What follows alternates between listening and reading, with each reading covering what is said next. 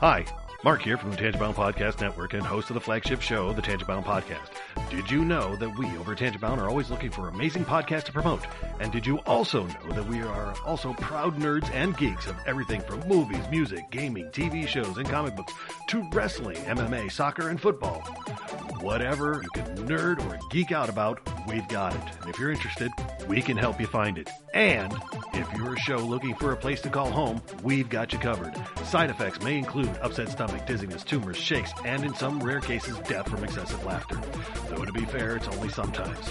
Other side effects may include diarrhea, gallstones, heart palpitations, and strong desire for cookies on the dark side. Talk to your doctor and visit TangentBoundNetwork.com and see if Tangent-Bound Network is right for you.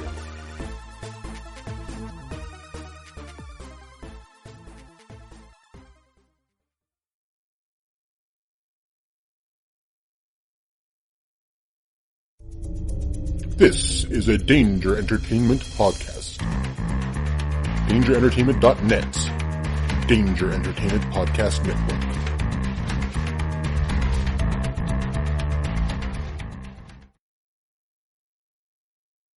Hey guys, this is Venice, and I've got a message from a friend of mine about my favorite podcast. It's your boy, Flavor Flav in full effect. Check this out, everybody. I want y'all to go check out TJ. What's good, everybody? TJ Johnson here for Voice from the Underground. I am the most handsome. Big Has. And I'm smoking my cigar, of course. You know what I'm saying? The Dutch. You pick me up in an Uber and a PT Cruiser, I'm calling Lyft.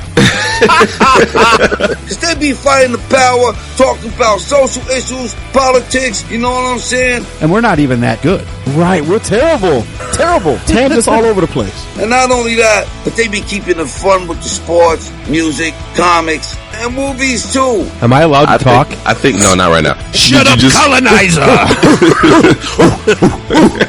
You know what I'm saying? He on Twitter at VFU Podcast. So you can find them. So check 1, 2. This is Flavor Flav. Yeah, boy.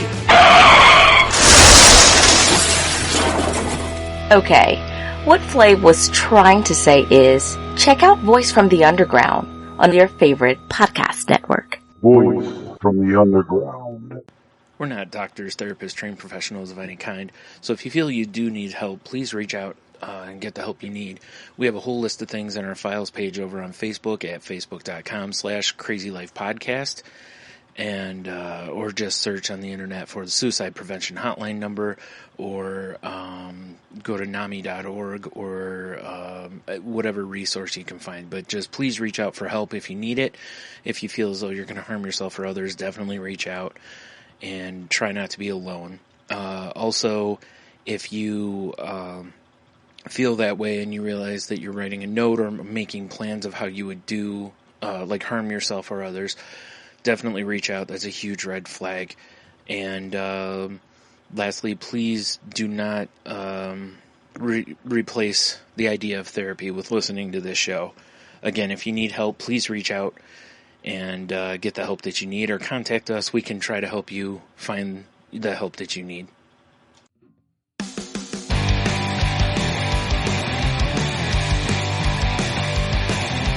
Life sucks to the last drop. Are you gonna blow your head off? Take good aim and don't forget to duck. Life sucks every Monday and all the way to Sunday, but I wouldn't have it any other way. I don't care how you're doing, what's up or how's it hanging. I'd like to buy this world one last drink. Life sucks all of the time, so stick it up your sunshine, and then you'll see the clouds every day. And then you'll see the clouds every day. And then you'll see the clouds every day.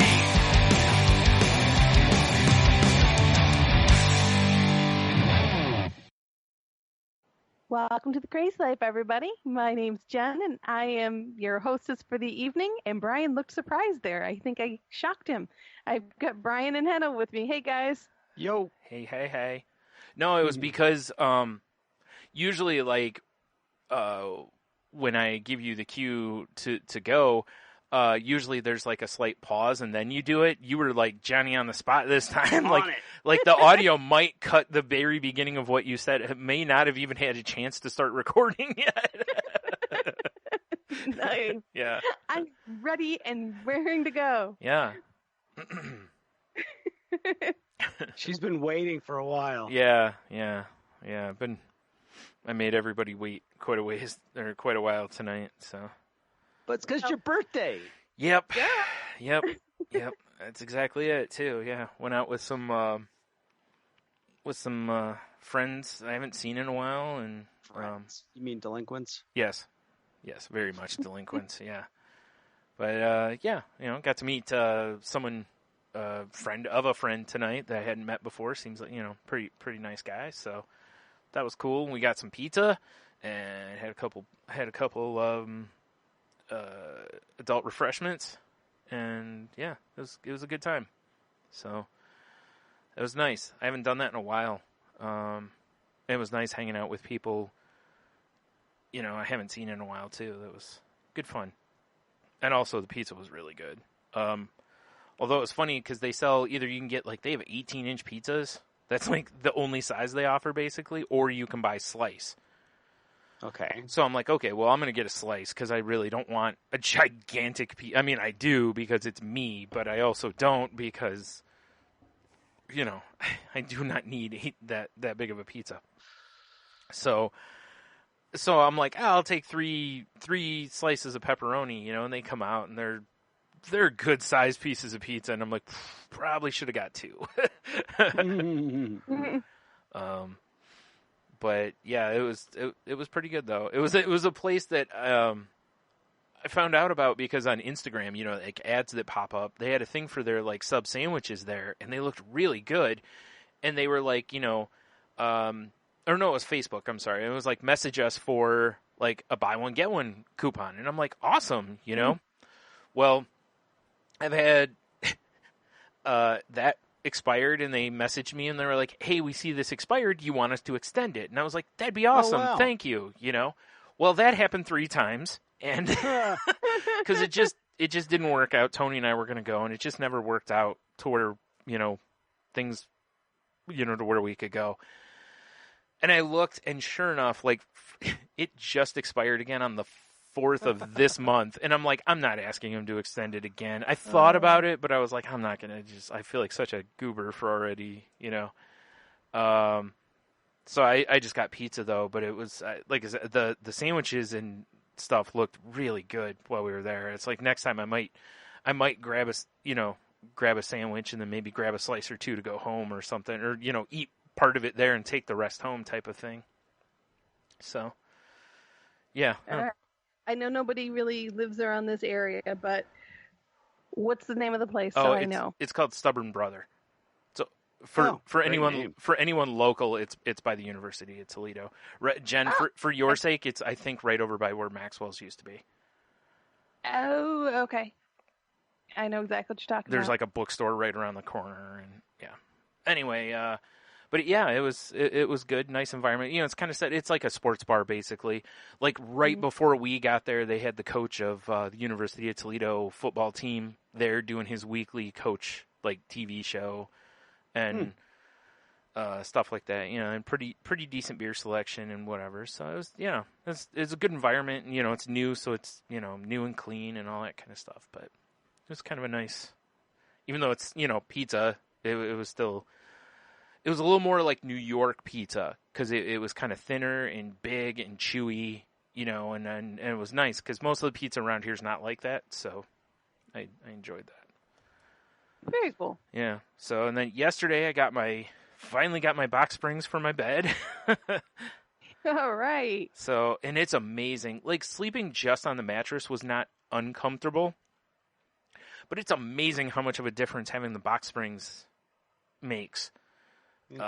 I slept so much better last night. Like I looked at my sleep app today. I actually have a stretch of 7 hours of uninterrupted sleep on there, which is crazy for me. Yeah. So, or I must have just been dead tired, one or the other. Maybe both, but either way. Yeah. So yeah, so it's been an all right couple of days here. But it, I had a couple rough days over the week, with depression, and I found myself I haven't really had a lot of time in a while where like doubt really was creeping in my head, like really just trying to erode any confidence I had in things, and was it there? And like, I actually had to ask, a few people some questions and stuff, and then explain afterwards, like, that's what I thought, but I just needed to hear the confirmation of it so that I could... Personal things? Yeah, like stuff I'm really not going to go into on here, but... Yeah. But, yeah, to where afterwards I was kind of like, is the sky blue today? Yeah, just... Yeah, right, like, not... Yeah, am I completely losing my... No. But, like you ask something, and it's just like, because that doubt is just there, and it's just strong enough that it's like, I just need someone to go, no, that's not it at all, so that you go, okay, now I have that in my head, so if that doubt does creep in there, be like, no, they told me otherwise, Yeah. And it's like, it may sound crazy to some people, but for people with self-esteem issues and depression and whatnot, it's like, no, you need those confirmations sometimes, because that ends up becoming your ammo against the doubts, And did they understand why you were asking questions? Yeah. Oh, great. Yeah, and I think part of it's how I explain it to them too, is that it's like, that's what I thought. I didn't doubt. I personally, like, the actual logical part of my brain didn't doubt you, but this jerk part of my brain that won't go away kept trying to, regain some power, and I want to, put an end to it before it gains any strength. But by prefacing with your point, I'm sure it makes a difference on how the person responds. Yeah, because I wanted to make sure I did that, because I wanted to make sure that it wasn't like putting someone on the defensive or seeming as though I was accusing anything or whatever, So yeah, it was fine. It was just really in my own head for a couple of days there, and I don't know why. Nothing really started it. It was just kind of woke up the one day and was just really in my own head, and fought with it all day and for another day after that. And then I was like, you know what? And then it's like, I'm going to do this, and that became my way of fighting it, was to, it's like, you know what? I'm just going to ask the questions, because in the end of it, one way or the other, either the doubts are right or you have proof that they're wrong. So, yeah. And that seemed to work pretty well. After that, I was able to kind of get my head back in the right space after that. So, that was really annoying, but at the same time, helpful. And over the week, I've been really listening to the Hilarious World of Depression podcast, which I think I brought up last time when we talked. You did. Yeah, I thought so. And I've just been listening to more and more of that. And stuff like that for me helps a lot of times, because there's some people that have been on that show that when I'm listening to them and I'm going, yes, like this, yes, like this is exactly the same thing I've dealt with and whatever. And even though I know I'm not alone, it still helps sometimes to just hear that reaffirmation that you're not alone, like listening to the Chris Gethard one, some of the stuff he talks about with himself in there about how he grew up, like he didn't really have a bad childhood. He wasn't abused. He didn't, and all this kind of stuff. And he was plenty, he knows his parents loved him, all that kind of stuff. And it was like, it's tough, because how people get like survivor's guilt from stuff. I've had that off and on when I hear people talk about depression where it stemmed from like horrific things from their childhood, and then I'm like, I don't have any of that trauma that caused mine, and it's like, I almost feel guilty for, well, I still have this depression, but I don't, it's almost like you don't deserve it, that's the thought that goes through your head. And hearing other people talk about it too and stuff, it's like, okay, this isn't just me. This is normal. This does happen, kind of thing. So that's part of why I keep those kind of podcasts in rotation. A lot of times I don't catch all the way up on them, because then I notice sometimes when I get into a funk, I can listen to some of them, and it kind of helps me snap back perspective-wise. Whether it's sometimes you need a foot in the butt to kind of get you back where you should be, and other times it's like, no, this is okay. Like, and that's all you need. It's just a good pat on the back that says, hey, it's okay. So why do you think you had those couple of days? I don't know. Those are always the parts that I hate, is because of how over analytical I am. If I can't figure something like that out, it eats at me. So but sometimes I think it's just I think it just happens. Like sometimes, or maybe something was said and I can't think, like it didn't stand out, but maybe it just kind of, that bug was planted and it just starts eating. And eventually, you start paying attention to that little noise in the background or whatever. So I don't know. I'm just glad it wasn't, that I was able to kind of work through it. Like I told Tony, the one day when him and I were talking a little bit, and I was like, it's just sometimes these things happen, and, you just got to ride it out. It's, we've talked about that on here before. Sometimes you just have bad days, and the best you can do is to just not let it win, but, just do what you can. This too shall pass days. Yeah, exactly. Yeah. Yeah. It's like I just buckle it up and just say, okay, just got to ride through it. It'll pass. Yep. And we can move on to better things. Right. Exactly. Yeah. Like today's a nope day, and like I've said before, you just try to make sure it's not a nope week or month or whatever, Yeah. So, I think that pretty much sums up my week. So it's been a bit of a roller coaster. Mostly fine or good, but, couple low points there too. Well, speaking of roller coasters, I guess I'll go. I actually, I was on vacation last week, which I'm sure you guys probably mentioned. No, we just told everybody you didn't like them, and I don't like anybody anymore. Yeah, I don't want to. No. I traveled to Florida for a week to go visit my mom and my stepdad, and my brother went with me, which was a lot of fun. And it's interesting because, well, first, traveling is always an adventure. And traveling with anxiety, it makes it all the more fun, because you deal with so many different variables and things that can go wrong that you can't control, and it's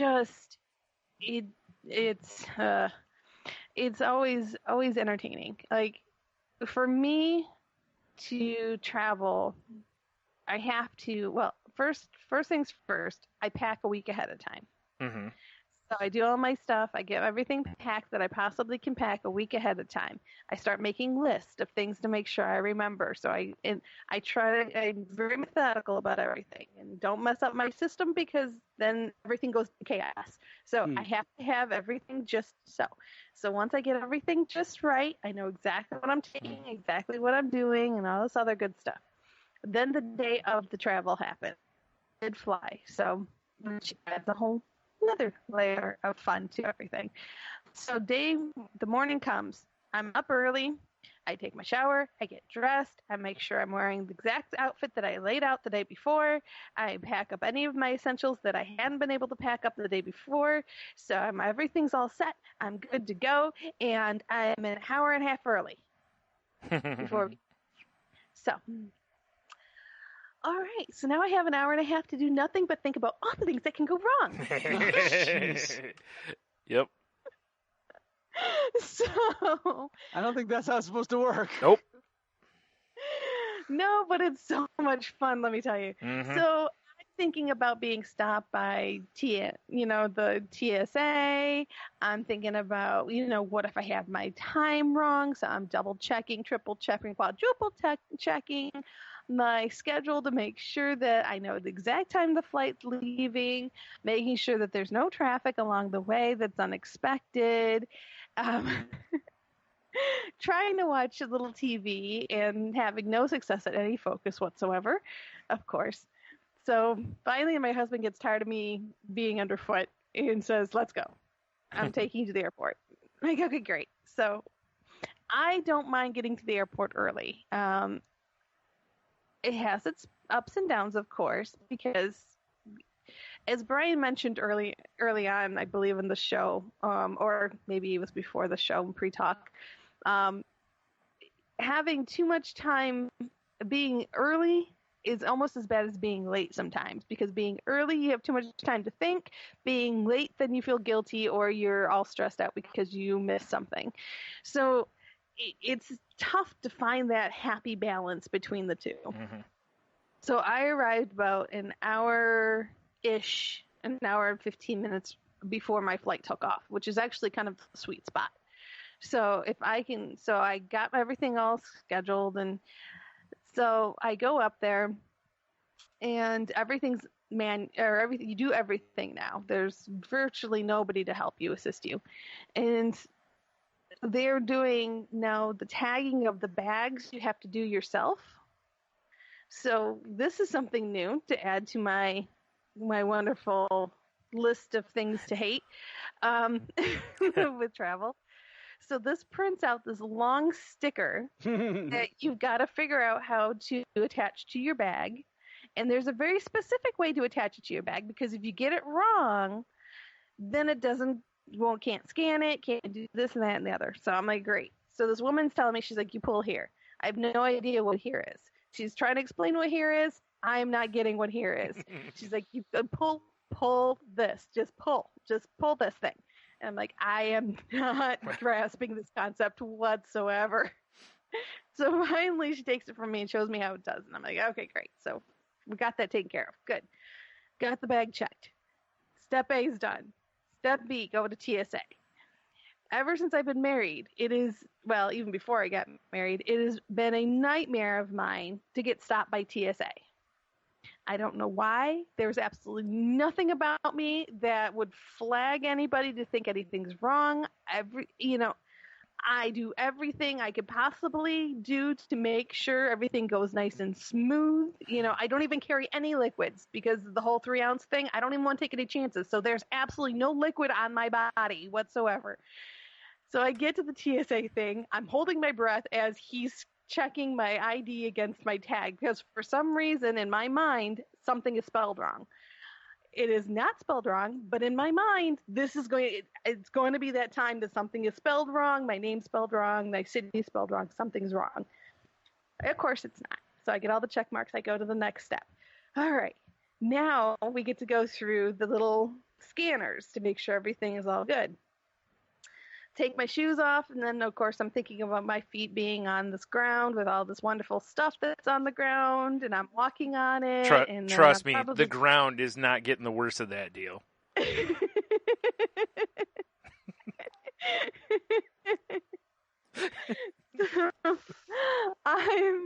I'm trying to block all that out, trying to, just get all my stuff together. Finally, I get to the point where I'm sitting down, and then, to drink or not to drink? That is the question. Oh, no. Oh, boy.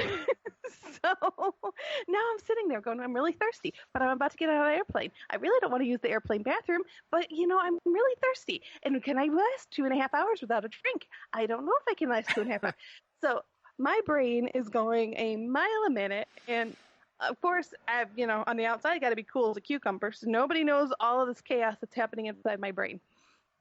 So I finally decide that I'm getting something to drink, but I'm getting something to drink with a cap. So I can take a drink and then I can put a cap on it. So I solved that problem.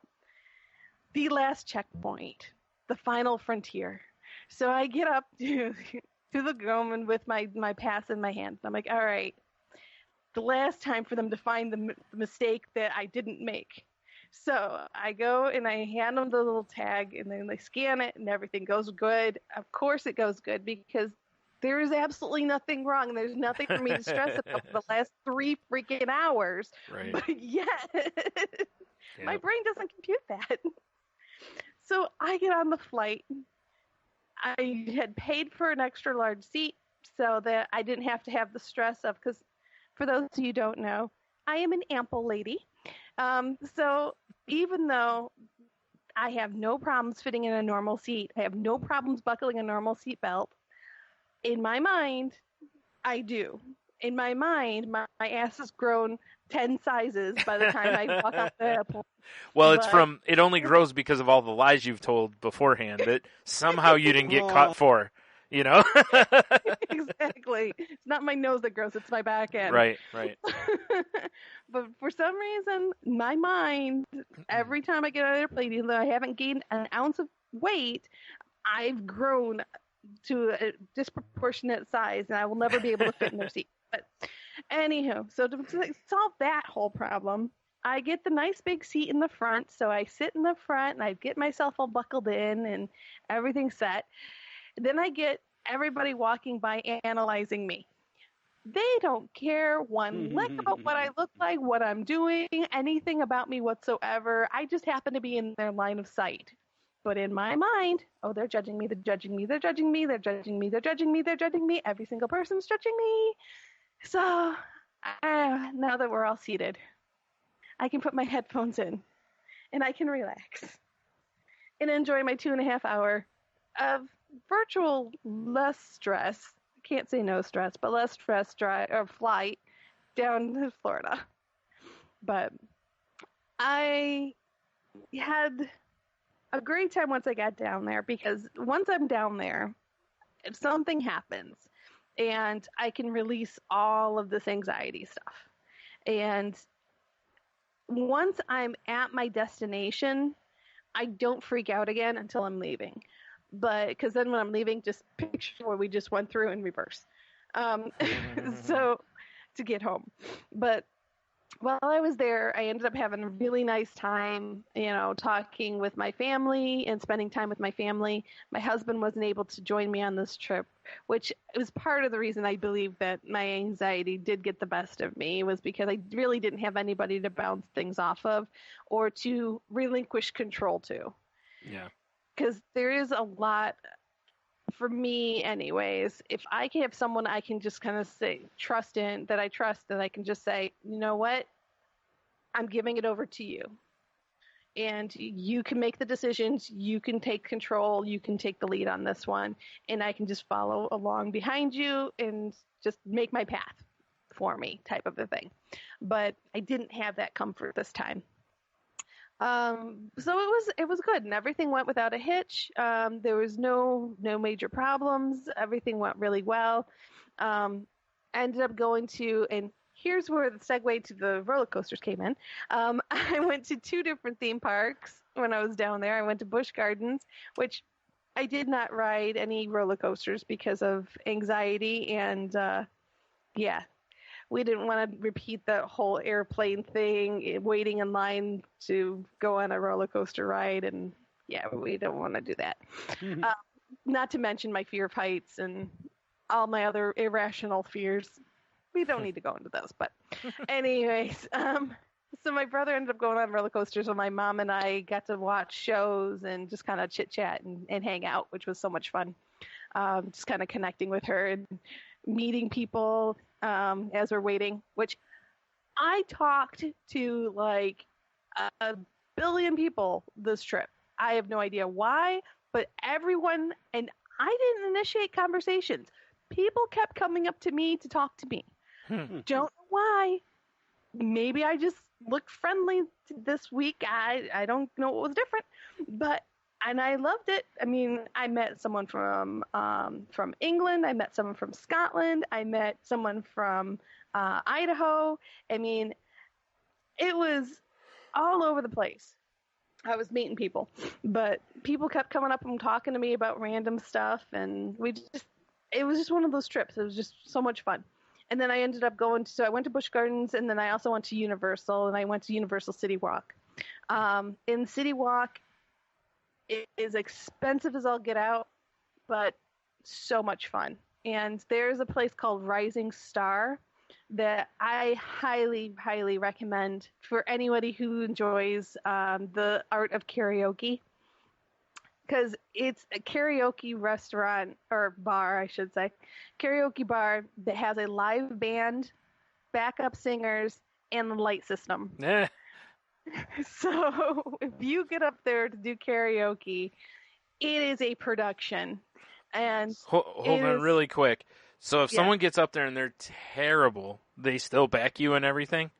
Oh, yes. Oh, man, that's glorious. So that could be so much fun. All right. They support you, and the audience was amazing. That's great. I didn't do it, but I did do stuff this trip, I promise. But I didn't do the... Yeah, Jen just paid a bunch of money to go in places, but not actually experience anything. Not actually do anything. Yeah. But I did do stuff. I promise I did stuff. I did not karaoke. My brother did, and I have it on video. The audience, he sang "We Are the Champions," and the audience were waving their hands in the air.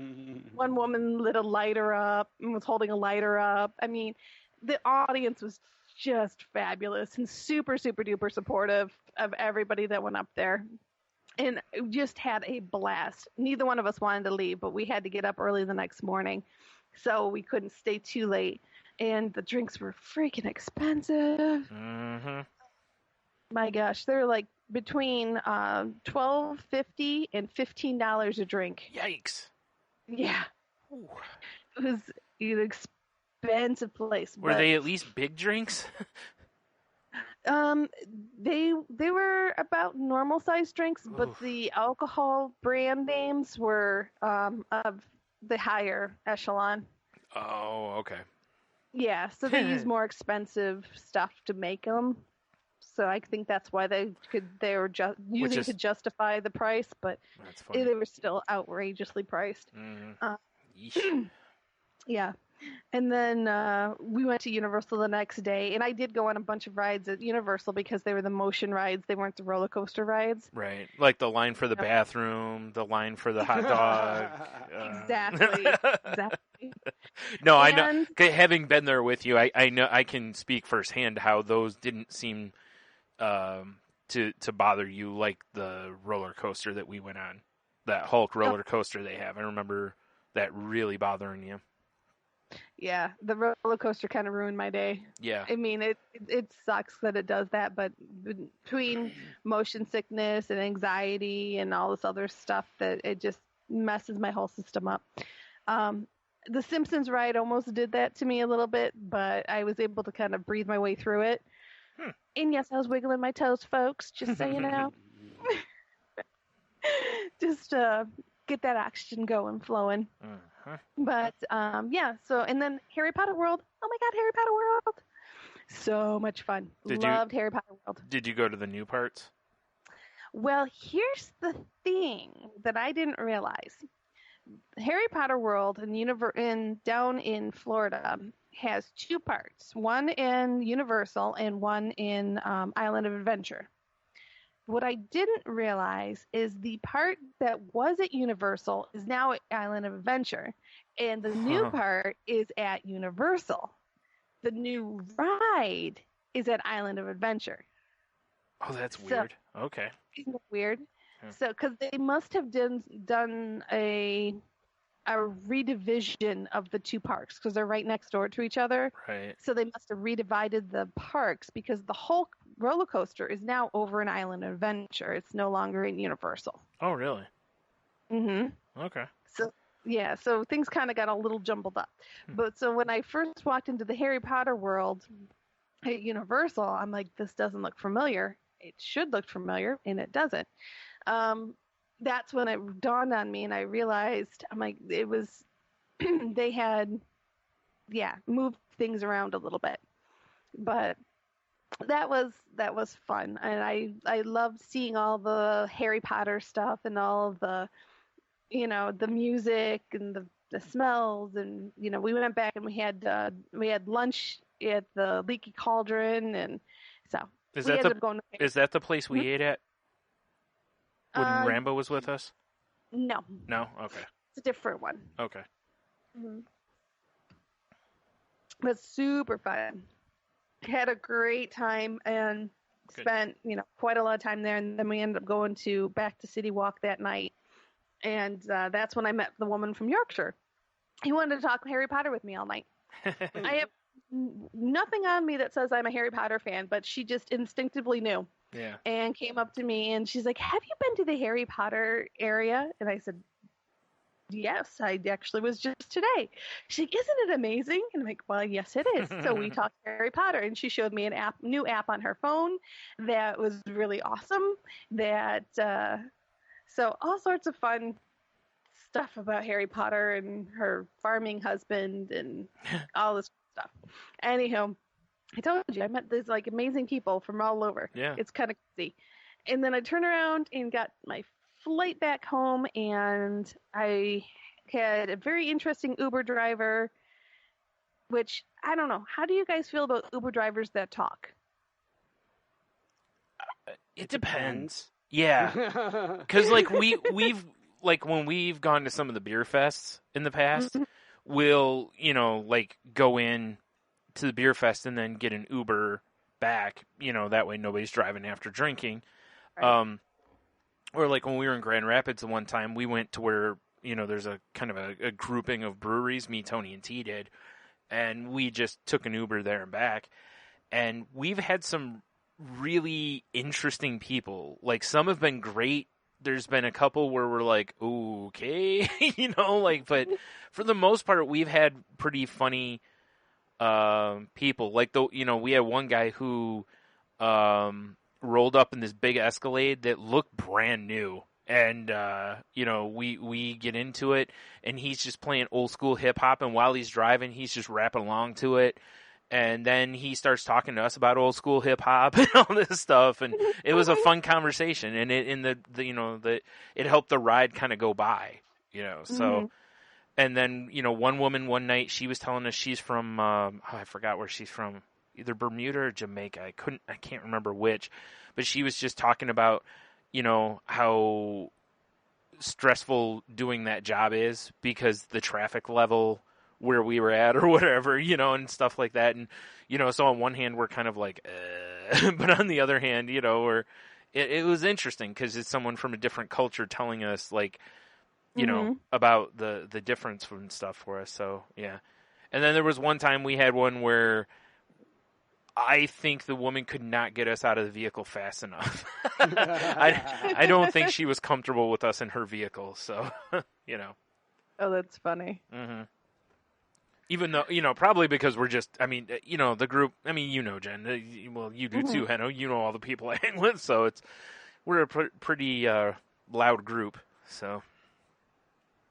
You are a loud group, but yeah. You guys are all harmless. You're lots of fun. Yeah. So yeah. I know people are interesting. The guy who was kind of touched on my Uber driver, kind of touched a little bit on politics. Well, see, that's weird. Yeah. Yeah. That's a strange one. Yeah, it was just a little bit of a different one. Interesting man, but just a little bit odd. But actually kind of was helpful because it took my mind off thinking about the whole airplane and the flight fun. I like the airplane. I think that's the airplane. Yeah. That sums it up. Yeah. That's what I heard. That you had an airplane. Yeah. Yes, airplane. Yeah. Yeah. I had how do I add air to sympathy? Empathy? Yeah. For you? Am I reaching on that one? Okay. Yeah, I think you're reaching on that one. Yeah. Good effort, though. Good effort.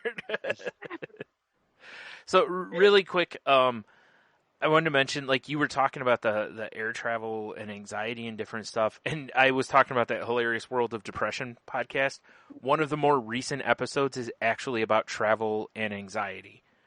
Oh, and nice. He talks with a doctor about things to kind of do ahead of time and whatnot. So that's a good episode for people to go check out. Because he talks with a guy who basically used to do what I do as far as traveling and stuff goes, which is panic and then cancel things. And now this guy's traveled all over the world because he's found ways to deal with it and whatnot. So yeah, it was a good episode. And one other thing I wanted to mention real quick. When you mentioned about the whole getting somewhere early and having anxiety because you're there early, this is a big area for people to practice meditation. Like, that's a good point. if you have a meditation app on your phone, like even in the middle of an airport, wherever, is if you have a chance, just put your earphones in and try to get 10 minutes or whatever you can of, or even if you can't like meditate, put on some music and just try to focus on the music or something like that to really kind of shrink the world for you to, just get rid of all that extra noise for a few minutes to kind of help reset a little bit. And then I did survive. I forgot one thing. I forgot my toothbrush and my toothpaste. So, even all my planning and everything that I did, I still forgot something. And I lived through it. Yep. Well, remember that time I went to Indianapolis with my nephew and some friends, and I'm the same way, Jen, in that, I'm get my stuff pretty much packed except for anything that I can't, put in there right away. And even that, the stuff I'm going to take, like if I'm taking shampoo, toothbrush, all those kind of things, I will put them in bags ahead of time and then use them and put them back in until the day of the trip, essentially. And I ended up walking off without socks. So I had the pair of socks I was wearing. That was the only pair of socks I had on. So, it's, at least it's not something like you're leaving without your medicine or something that's like done before. Yeah. And that was one of the things that doctor in that episode mentions, is to make sure, like, especially your medicines, like your antidepressants and stuff, to where it's going to be a little harder to get more of them. Some medicines be no big deal to get extras of, but, anything on that level, or if it's an opioid that you happen to be using or something, something along those lines, like those can become a little harder to, secure extras of. So, yeah, that then I would have been like, oh man, like, but at least with a toothbrush and stuff, you can hit a Target or something and pick up, a quick toothbrush and some, well, like you staying with your mom's, I'm sure your mom has toothpaste, so. Yeah, so it all worked out okay. And then the other thing that I wanted to note to everybody is it's interesting because they don't really talk about mental health and the relationship to family per se. But I've noticed, especially this trip, I spent a lot of time with my brother, and I noticed some interesting similarities between some of the things he does and stuff that I do. Mm-hmm. But one thing he does that's actually kind of different that we've talked about here on the show is he gets analysis paralysis. Uh-huh. And like we were debating whether to go to Island Adventure or Universal. I didn't want to do both. I wanted to do one or the other. But I left it up to him because he likes the rides more than I do. I said, well, pick whichever one you like the rides the best. Yeah. An hour and a half later, he was still researching it. Because he had to read everybody's opinions about what they liked best, why they liked it the best, and keep going through this. And he's like, I know. He's like, I should have started working on this about a week ago. Like, no, dude, just forget what other people say. Read it and go by what you think and just go to that one. Yeah. This is not a hard decision. This is actually a fairly easy one. You just look at the list of the rides. Which rides sound more fun? Mm-hmm. That's all. It's pretty darn simple. But like you were talking about ceding power to someone else. That's where, maybe it's just at a certain point you just swoop in and be like, all right, here's the deal. Like, you pull like you do with like a little kid sometimes. Just be like, you have 10 minutes. If you don't decide in 10 minutes, I'm deciding for you. We had a few of those moments and this you trip. And you live with what I decide. Yeah. We had a few moments this trip that kind of came down to that. I'm like, look, it's A, it's B, making the decision. Yeah. I've done that with my brother a few times. And I know Jen knows which brother I'm talking about. So yes. Yeah. So, but it was fun. Like I said, overall, it was a very enjoyable trip. And good. All my anxieties and stuff, it's stuff that I deal with on a daily basis. It's stuff that comes up, but I know it's coming. And, you know, we've talked about it on the show before, and I mentioned it even earlier in the podcast. Someday you just have to sit in it, and this too will pass. You know, this too shall pass. It will go through. You will make it through it. You will get where you're going. You just have to understand that this is where you're at, this is what you're going through, and just know that it's temporary, and it's going to be uncomfortable for a very short time. You just got to go through it and muscle through it. Mm-hmm. And it's not easy by any stretch of the imagination, and I know a lot of people have traveling anxieties and stuff, so hopefully they can kind of relate to where I was going with my little travel fun. But mm-hmm.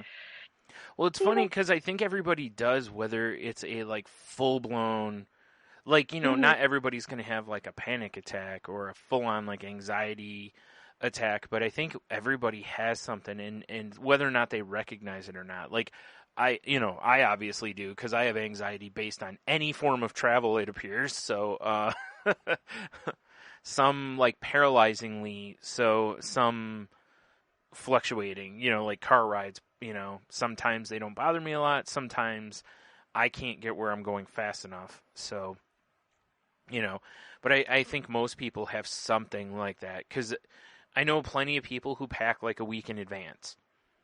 You know, they'll never claim that they have any sort of anxiety issue, but it's like, well, I'm just being prepared. And it's like, yeah, you can call it that, but when you really break it down, a lot of times it isn't just being prepared. Like you are trying to quell your anxiety about being ill prepared. You know, that's really what you're doing. And by doing it a week in advance, you think you're going to be more comforted by that. But then, like Jen said, you get everything packed and then you spend that week freaking out because I know I'm going to forget something. You know, like, I'd be in and out of that bag every single freaking day redoing it. Me too. Yeah. See, that's what I'm saying. Yeah. It's. Yep. Nope, I lay out all my little outfits, all my matching shoes, everything I'm going to wear. I assign days to them. Even if I don't wear them on that exact day, I'm like, this is my Sunday outfit, Monday outfit, Tuesday wow, that's outfit. way further than I go. Now, okay. that's different. If I laid them out, I just have to look at them every once in a while, and I'd be fine. Yeah. Yeah. I just go like, okay, I'm going for 6 days. I need extra pairs of, you know, underwear, shirts. You know, like if I'm going for 6, I'm packing for 8. You know, like I've just always done that, you know, and that's just because you just never know, you know, like, you know, if you happen to get stranded somewhere and you need another day or two of clothes, you're prepared, you know, or whatever. I always have extra underwear and extra socks that come home with me. Yeah. That are, you know, like 2 or 3 pairs of extra stuff that's just clean and just extras. Yep. So that was my week, my fun. Cool. So how about you, Hanno? Yeah, How was your trip? please gripe at us for another week about how terrible your trip was. You missed that, Jen. Last week we were joking about how awful Hanno's situation was. You know, having it must have been terrible. Having things, you know, food and drink at the ready, and people servicing him, and well, that sounded bad. Bringing him drinks and food. Yeah, like I didn't mean. Never carrying a wallet anywhere. Right. Which is actually, talk about anxiety. So that's my travel thing. Man, that would drive me crazy. Yeah.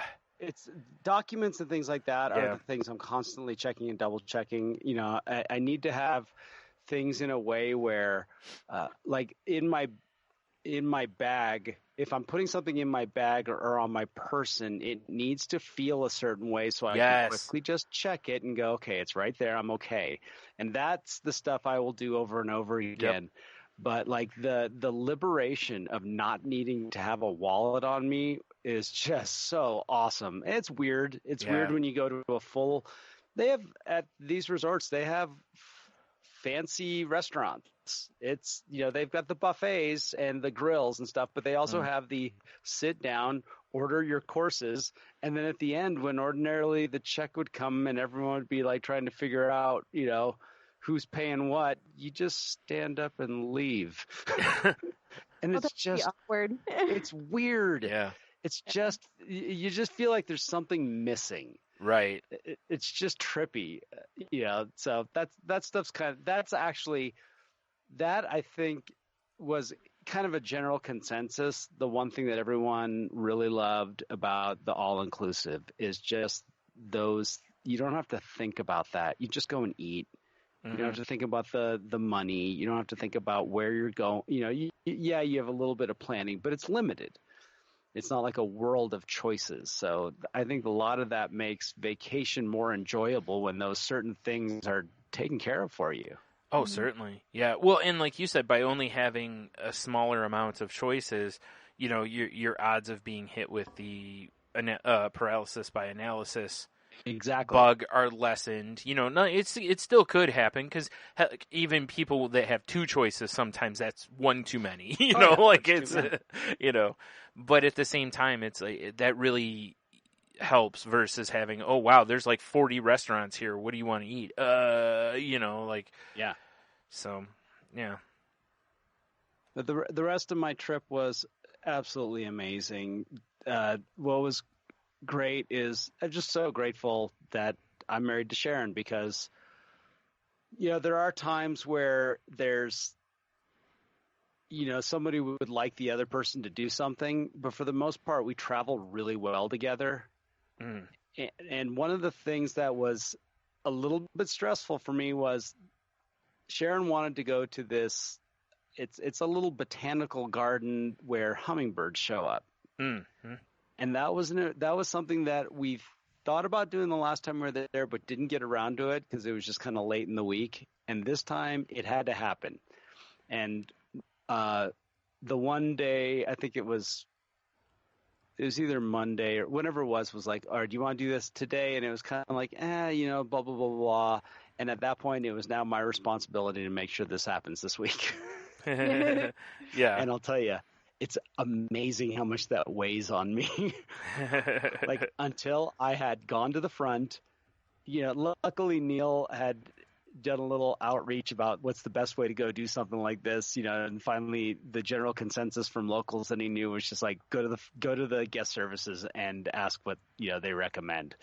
And so we did. And the next thing you know, it's like, I got the driver set up. This is how much going to cost. This is, how it's going to go. Who's in? All right. Blah, blah, blah. Done deal. And that is the one place where I think I have a little bit more anxiety about going to a strange place is putting my trust into somebody that I don't know. I don't know what's going to happen, and I'm about to leave the safety of this resort, which is the whole point of why we're here. A lot of it is. It's because you're protected. And luckily, all of that was gone in a heartbeat when, a nice van pulls up. And Henry's there, and he's super cool. And on our way traveling through town, he's literally waving at everybody. He just knows people. So you're just like, okay, this guy knows, Yeah. And we get to this little botanical garden, and we walk in there, and it's just beautiful, all the flowers and the different, plants he had. And it was a German dude, which kind of blew me away. He's a guy that, moved there, went to Jamaica decades ago and just stayed and put this garden together, and he literally has hummingbirds that will come and feed right out of your hand, basically. Yeah. And it was an unbelievable moment, and it was super inspirational. Actually, I'm writing a song about it now, and I've been one of the things I hate the most is I'm just terrible with lyrics, and it's just flowing. It's been just a wonderful to have that feeling of creativity in a way where I don't have to really struggle with it. Not to say that it's all going to, come together perfectly, but to have that type of inspiration from going somewhere is why I want to go places. Right. I want to get something more out of it than just the trip. So the rest of the travel was great. Perfect amount of time there. By the last day, I was ready to go home. Ready to see my dogs, And luckily, it's a long travel, but the travel back is a lot easier than the travel there because it all happens in one day. There's no overnight, and that kind of stuff, which is a big deal. It just is. Like for me, travel home was always easier than traveling to somewhere, because like traveling home, like the whole time you're doing it, you're like, I just want to get home. So the anxiety about other stuff to me kind of melts, because I'm just like, it does. Whatever it is, I want to get home. On the way to someplace, it's kind of the same, but because of that, it builds the anxiety. It doesn't release it. And also, you're on your way somewhere. You don't want something to happen where it doesn't work out. Yeah, exactly. At least on the way home, you're done. Your vacation is over. It's like you're gonna get home eventually. It's like there's a level of faith there, I think. Yeah, exactly. That like you can get through. So that was like what was funny is on the way home we realized that a car that we thought was going to get repaired while we were gone didn't. Oops. Yeah, it was funny. We're at the Atlanta airport, and I can just hear like I'm the one that raises his voice, not Sharon, and I can hear Sharon. Uh-oh. Around the corner. I'm like, uh-oh, the car didn't get fixed. Like, you had one job. Yeah, right. Yeah. We told you we were leaving the country. Yep. But they were great. There was a car waiting for us at the airport, a brand new, Ford Edge, which I've always wanted to drive because I was interested in getting one. And I was like, awesome. That was really nice of them to do that. So, because we didn't really know how we were going to get back to the house. We were arriving at 11 o'clock at night. It's not one of those things where, hey, friend, want to drive to the airport and pick us up at 11 at night? Yeah. And we don't have like Ubers and stuff. Yeah, that's what I was going to say. I didn't think you did. Yeah. Yeah, we have some taxi service, but even then, I literally live. I was going to jog home. That's how close we live to the airport. I was just going to jog home, grab the car, drive back, because it's kind of, the cab, that guy wants to take someone up to catch him where he's going to make some money. Yeah. He doesn't want to take me 5 blocks away. Right.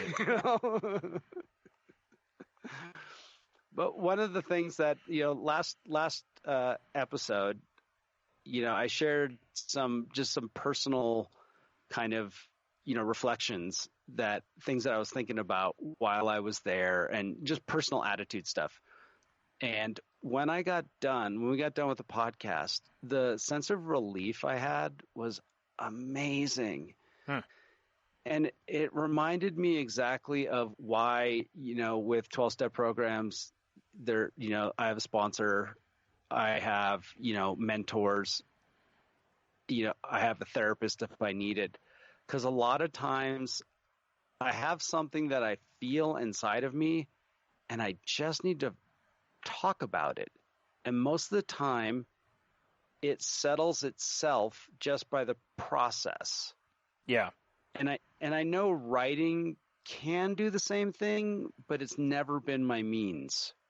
Yeah, I'm the same way. Even when I used to try to, do creative writing and whatever, and try to get stuff out of me, most of the time it helped, but it wasn't the same as, like, since I've gone to therapy, like, that feels so much different than the other. Like, therapy seems to help me so much more, like you said, just actually saying it and maybe having a conversation even with somebody else about it. It really seems to pull more of what you need from me, than just writing or something like that does.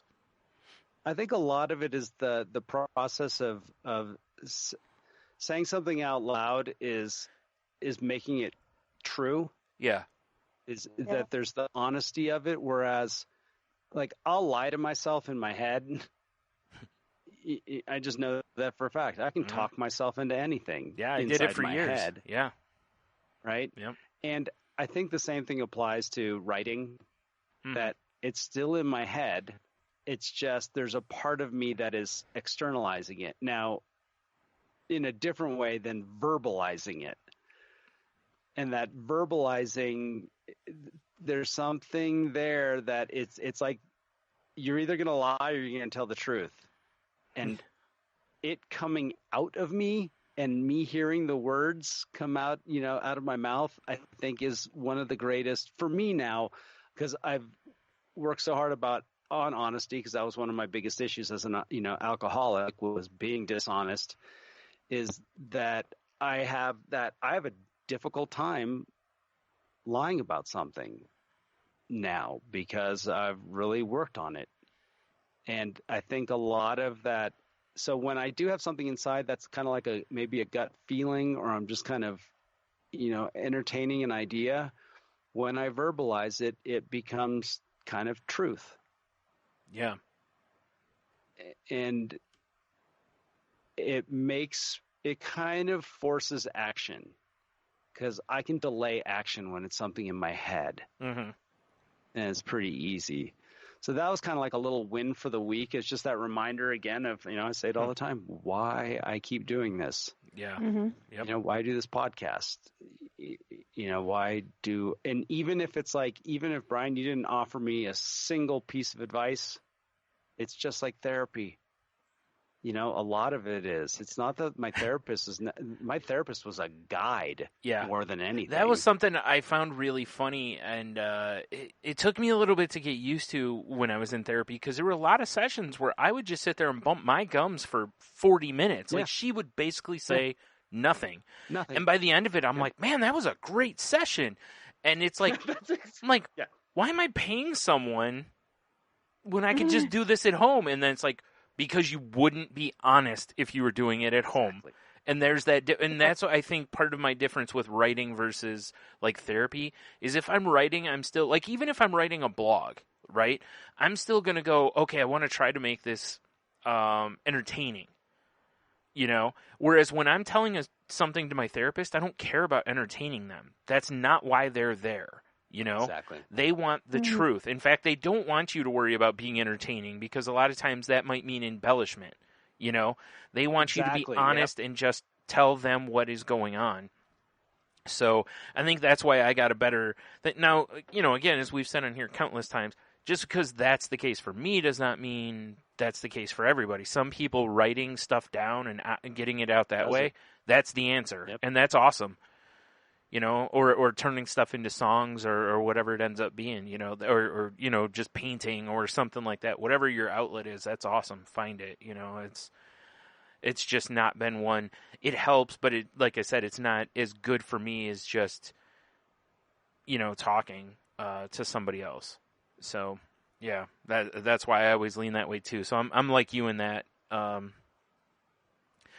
And same with the podcast and stuff. Like we kind of touched on that last week, is that there's just times where just doing this and afterwards I'll kind of have a different look at something. Even if basically neither of you have said anything back to me about it.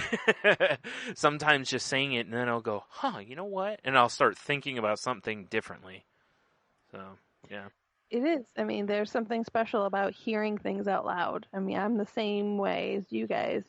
Talking is kind of my way of getting it out of my head. Yeah. And just by hearing it, I can sometimes feel differently about things, and it's just, I don't know. It's just there's something special about it. Mm-hmm. I mean, more often than not, I don't even know what I'm going to say when I when I fire up the computer for the podcast. I'm like, I have no idea.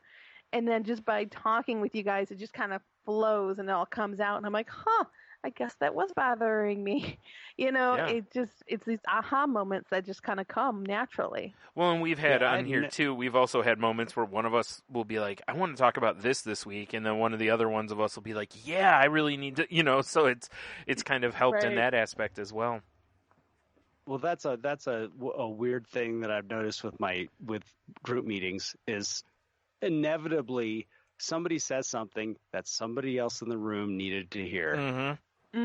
And it always blows me away. That's just, it's just inevitable that somebody, and that's why it was pointed out to me that going and opening yourself up with others isn't necessarily about you. It's about who else might need to hear something.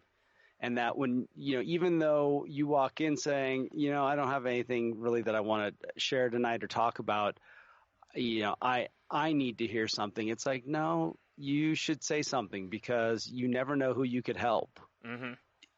you know, and don't, and again, it's that opportunity. You're denying the opportunity for somebody else to heal in a lot of ways. Yeah. And it's kind of selfish. Well, I listened to that Hilarious World of Depression show, and they had Gary Goldman on there. And when they first had him on, he was still kind of in a pretty bad way as far as his depression went and stuff. And it was so interesting how after doing that episode, John Moe, the guy who does the show, got so many notes from people that were like, dude, like, I get it. This is, and, you know, so of course he passed that along to Gary Goldman because, you know, like, especially, you know, for somebody who might feel worthless or whatever, it's like, dude, look, I've got all these messages saying how you know, this helped them or whatever and stuff. And that's part of why, like, I listen to shows like that or, the Mental Illness Happy Hour or different shows about depression and stuff, because there's so many times on there that I'll hear something, like I said earlier, and I'm like, yeah, I need that. Yes, you know, like something will just jump out at you. And like you said, it's weird listening to shows like that, how it won't even be about a topic that really you think pertains to you, but by the end of it, you're just like, something in there will just ring home, and you're like, oh man, I've been looking at this way and whatever. So it's always awesome to find those things, you know? Yeah. And it's the one part of when I do share my story with people, one of the things I share about was the first time that I shared my recovery story with a group of people.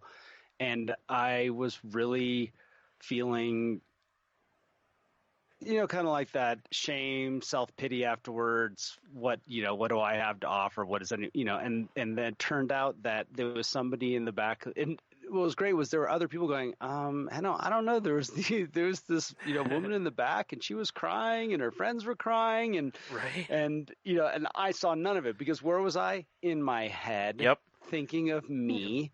It's heard all self-centered, you know, all the stuff. I heard on one of the episodes about like that somebody said something about like when you're in a real depression funk, how basically you're telling yourself nobody wants you, they like, you know, no one likes you, this kind of stuff, and they're like, but then you'll have people actively saying, no, I like you, blah blah blah, and then all you can go is, well, you're an idiot for thinking that. Like, that's just how your brain works. Is it's like, no, you're you know, quit, you know, like clearly you're not seeing things correctly here. Yeah, and it's self-centered fear. It's still self-centered. It's just like ego. It's no different. Yeah, it's just in the opposite direction. Yeah, and at a few days later, after literally in my head about it all weekend long, I go to this birthday meeting, and that woman comes up to me and says how I said something that she absolutely needed to hear, told me what it was and how much I'd helped her. No. And that person was actually one of Sharon's oldest friends. Oh, wow. And is now married to my first sponsor, which is really a trip. Yeah. You know, and so the lesson I got from that was, and you know, I'll put it in 12-step terms, don't doubt your higher power. Yeah. I don't get to decide what information is useful to any other human being. Yeah. Yeah. And if I do, I am second guessing my higher power. If I'm in a situation and I've been placed there, trust that I'm supposed to be there. Yeah. You know, and that was what the lesson that I've tried to take into the future is, even so, one of the things I felt after last week's podcast, the next day, I had a certain emotional hangover. I mean, I really felt it because I was dealing with something. Yeah. You know, I was going through something and I expressed it, and always luckily I felt more relief than I felt the shame afterwards, because I tend to feel shame about opening myself up a little bit. But those are the moments where I remind myself it happened for a reason. It was supposed to happen. There's no bad that comes of this. Yeah, exactly. But it's hard sometimes to remember that, especially when your emotions are, when you are feeling a little vulnerable, a little tender. Yeah. it's hard to remember those things. It blew my mind, like, as I've listened to, and I this really clicked in my head the other night, as I've listened to a bunch of different shows now about mental health or that especially ones on depression, whatever. It is amazing how when somebody gets asked to tell their story, how many of the people who are about to tell you a story apologize first. Because they know they're about to, quote, bring the room down, essentially, right? And that's what they're apologizing for is, oh, sorry to ruin the mood or sorry to, and it's like, no, that's why, and I love John Moe different times when someone will say something like that. He'll be like, that's what this podcast is for, and I'm like, that's awesome that he says that because I think, like, that's part of why a lot of people don't like to talk to other people because you're afraid of bringing them down. Like, oh, they're having a good day. I'm having a terrible day. I don't want to tell them about my terrible day, Yeah. And it's, and that feeds into, kind of the stigma of not talking to people. So I appreciate that people who do that. And that's why whenever someone apologizes to me about something like that, I'm generally like, you have nothing to apologize about. You needed to get this out of you. Like, if I didn't want to hear it, I wouldn't sit here and listen to it. Like, I would come up with some, like, oh, look at my wrist and say, oh, I think I left the oven on or something, and then leave, So, I think I left your oven on. Yeah, exactly. That's a really tough one, though, for so many people. I mean, I struggle with that all the time. Me too. It's, you don't want to hear this. It's like, you don't want to sit through this.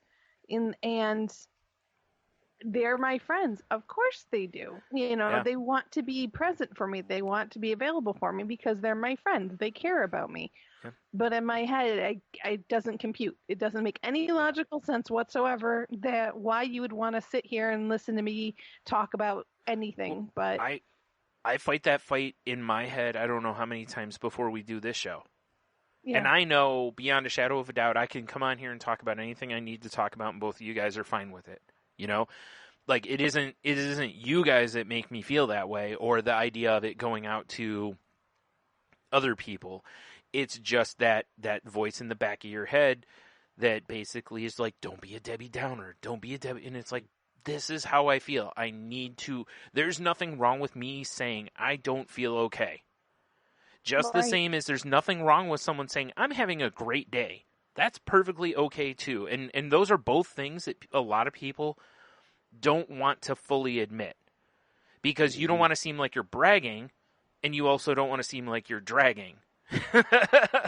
Wow. Like it's the truth. We don't, like, especially if you think someone's not having a great week, day, whatever, and you're like, man, I won the lottery. I got a brand new car. I found $50 on the ground. I got my lunch was delicious.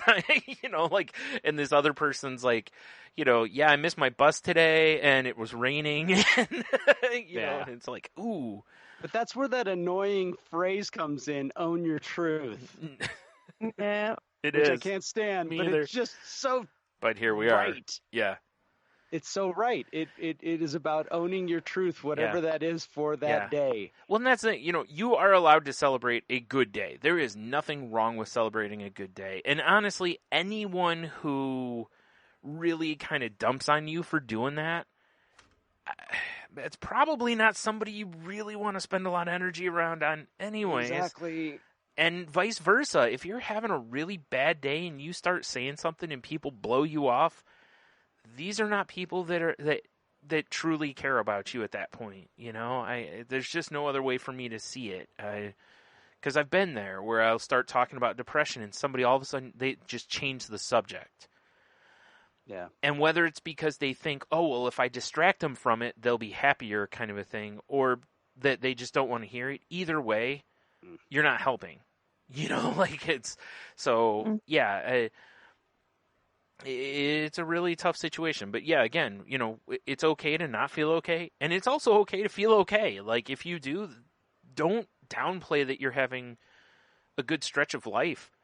You know, if you really want to see the difference, or hear the difference, I should say, is if you listen to these shows that you'll hear with somebody with depression, when they are on an upswing and they are talking about it, you can hear the world of difference between their normal, like, well, you know, things are, I've been fighting with this, and then when things are going really good, they can't tell enough people, because it's so rare for them to feel it, that it's like, oh my God, dude, my shoes fit right this morning, you know, like, you know, and you're like, okay, like, but I've heard that enough in these podcasts that you really start noticing it in people. And that's why, again, you know, we talk about celebrating the small stuff, but that's really it is, you know, if you had a good day, celebrate your good day, you know, you have to, you know, heck, even if you had, you know, a great, whatever, you caught all the green lights on the way home, whatever, you know, like, you know. Yeah, because anyone that's been there and has worked on it knows that you have to celebrate those as just as much as you need to acknowledge the bummer days, and to not allow someone else to do so, it's very selfish. Yep, that's why it really is. You find out, you know, real quick who your real friends are, because you start talking about something good happening to you. And if they're, dude, that's awesome, congratulations. Yep. Those are people you want to spend time with generally. If you hear, you know, any sort of oh, well, this happened to me, or, oh, I wish I got lucky like that, then, yeah, those are people those are your energy vampires. And the person that tells you, it's like, you know, today I'm just not really, you know, I'm sorry, I'm just not in the mood to, you know, it's, if they're willing to be at least honest with themselves and say that it's just a hard day for me, I don't know if I can listen to somebody. I mean, that again is another good friend, because at least they're honest with themselves and they'll be honest with you. Yeah. That's true. Yep. Really quick, since we went way off the kind of topic there, but as we do, going back to travel and anxiety stuff, I was actually thinking about this as I was listening to the episode of Hilarious World of Depression on travel anxiety, about how I might start trying to do, like, to write a little bit about kind of the mindset that I go through before things that cause me the most, like anxiety/fear. And in the event is kind of like, you know, so anyone reading it can kind of see that, like, somebody like me, that when I miss something, it isn't because I just wake up and go, I don't feel like going. You know, like, it's, and, you know, and Jen can attest to this, as seeing it firsthand, that there are things that I do want to go to that by the end or time to leave, I have so psyched myself out, or my brain goes through making a million excuses, or my stomach starts to bother me, or, you know, like, all these things happen that most people don't see. Or if I do show up a lot of times, it's because I've medicated myself. I've sat in a room by myself for a few minutes and basically sort of meditated. I've gone through, you know, like, I have to go through all this stuff to kind of psych myself up, so that it's almost like you're like, okay, are you ready to go? And you basically just have to stand by the door and let me run and just hold the door open, because if for any reason I have to stop, it's over, you know, like, and,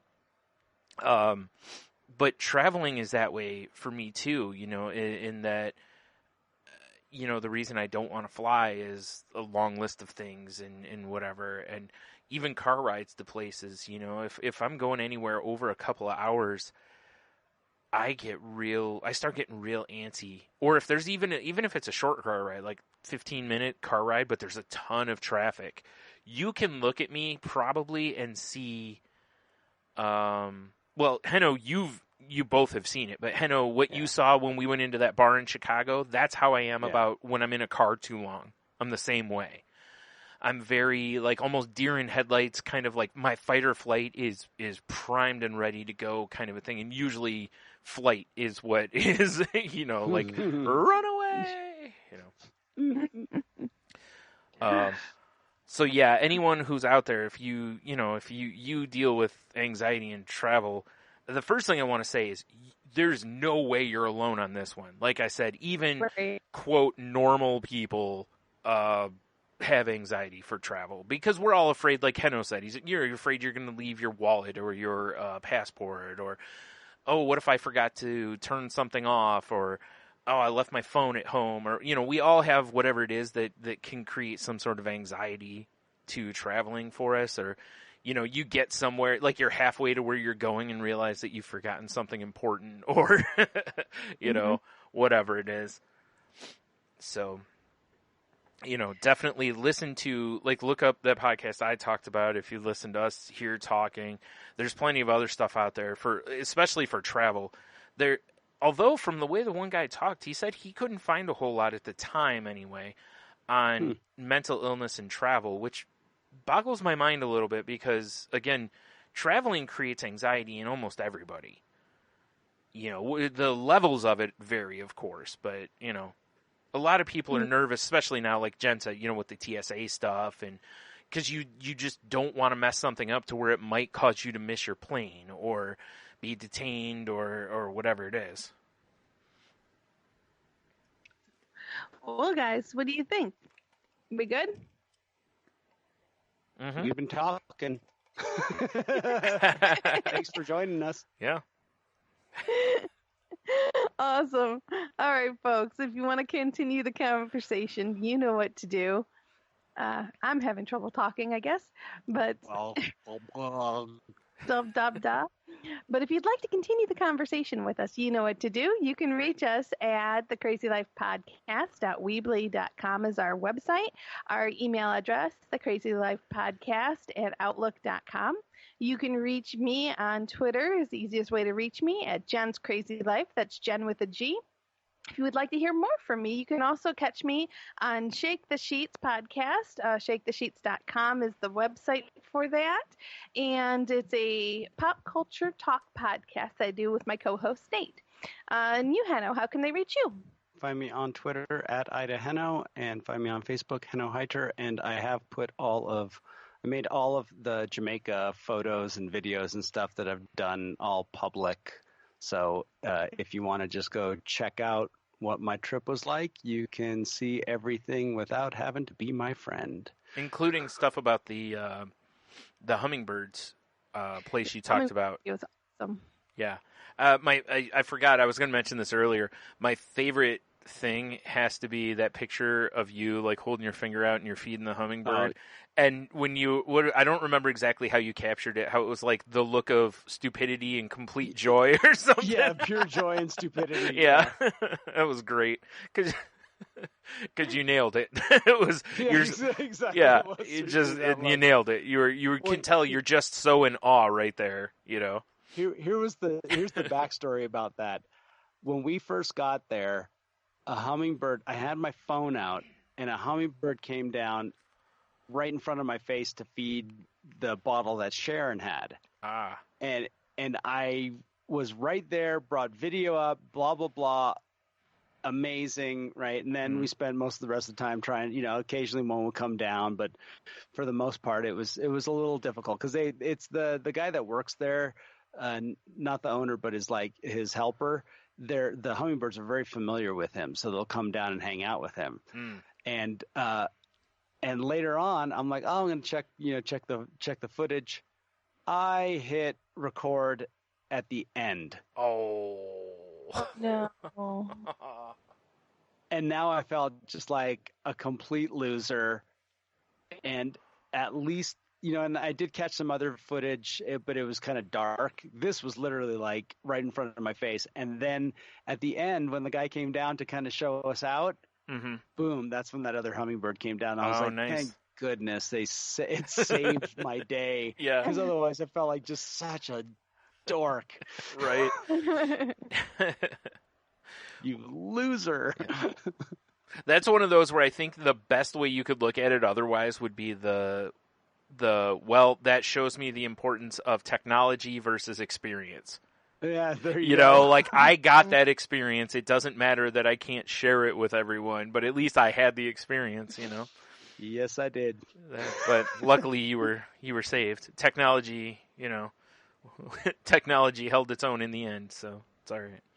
No, no, it was great. I showed my mom immediately, and she was super jealous because she has hummingbird feeders like right outside the windows by where she sits a lot of times in our living room, and she likes seeing when they land and eat and everything. And yeah, she was super jealous that you got to have one right in front of you like that. And that happened to be the first one that came down was the mango hummingbird, which is a really big hummingbird, and that one is the Dr. Hummingbird, which is the national bird of Jamaica. Oh, okay. And it has that split tail.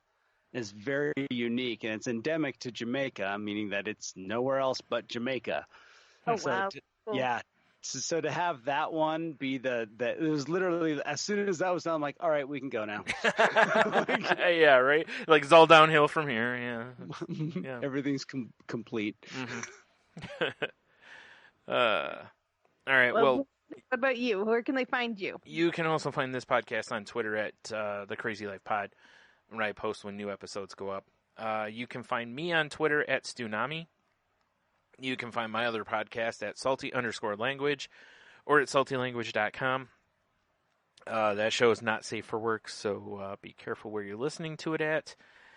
And I forgot what I was saying. You can find the show on Facebook at facebook.com/groups/crazylifepodcast. And we're part of the Tangent Bound Network, which apparently you can't find at tangentboundnetwork.com right now, is apparently Mark's working on, or not Mark, jeez. Yeah, Mark is working on the site, but whatever. You can still check out shows from that network on Twitter and what have you as well. But we're also part of the Danger Entertainment Network, which can be found at dangerentertainment.net. So please go check out some other shows from those networks. And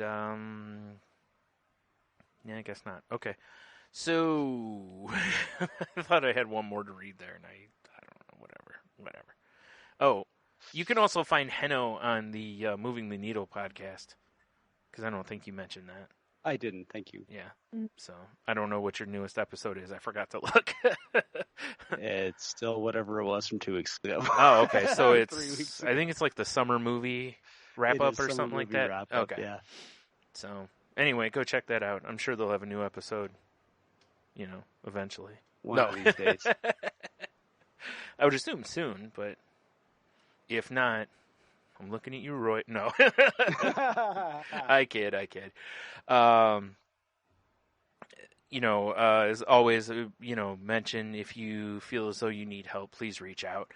And again, help doesn't have to be, something like serious or hospitalization kind of thing. It can be, again, there's groups out there, there's therapists, there's your general practitioners, there's support lines out there, there's forums, there's people, even just talking with friends sometimes. It's, so if you feel as though, you're going through something and you need some help, please reach out to somebody and try to help, try to find whatever help you need at the time.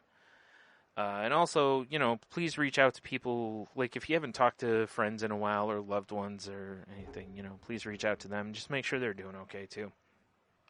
Because we all have our own fights, right? So, yeah. And then also, please try to be kind to one another, just when you can, just show kindness. But also make sure you show kindness to yourself. Remember that doing nothing is self-care. So you actually are doing something. So don't beat yourself up too much if you just sit around the couch and, binge Netflix on a Sunday or something like that, Sometimes that's exactly what a person needs. And, yeah, I think that's it. That's all I got. As I make a ton of noise.